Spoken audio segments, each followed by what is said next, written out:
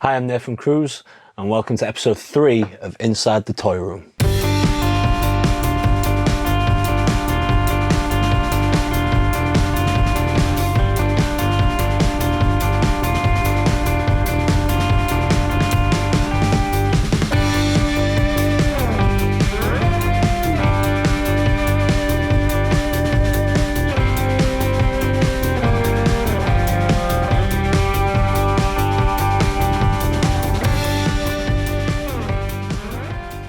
Today we're going to be talking about X-Men, the animated series. Now this was such a huge part of 1990s pop culture. To this day, anybody who grew up in that era or watched cartoons, particularly in that time frame, you remember that theme song.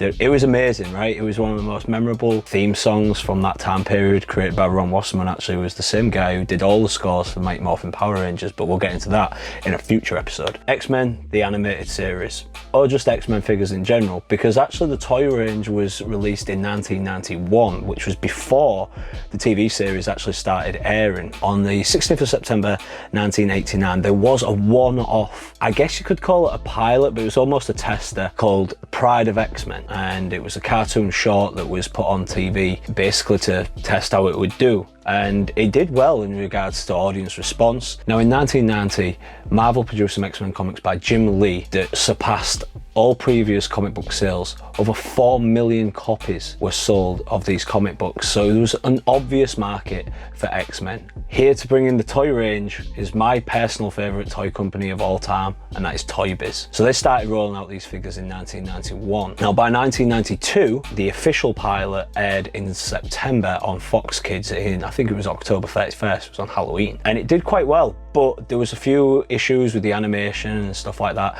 So before they actually launched the full 13 episodes, they wanted to go and correct all that. So X-Men the animated series started airing on Fox Kids, and again was brought to us by the wonderful Margaret Losh. Thank you so much again for something else. And it was very easy for this to get commissioned based off the success of Batman the animated series. So in comes Marvel. Toy Biz was the original producer, but also Tyco produced all the international figures, which I've got a Tyco Cyclops right here. To this day, the toy collection is sought after by so many. I know other toy collectors, and you know, this is one of the ones that's taken them the longest to collect. And I still don't think it, you know, the people that I know have the full collection, because some of them are so rare to get.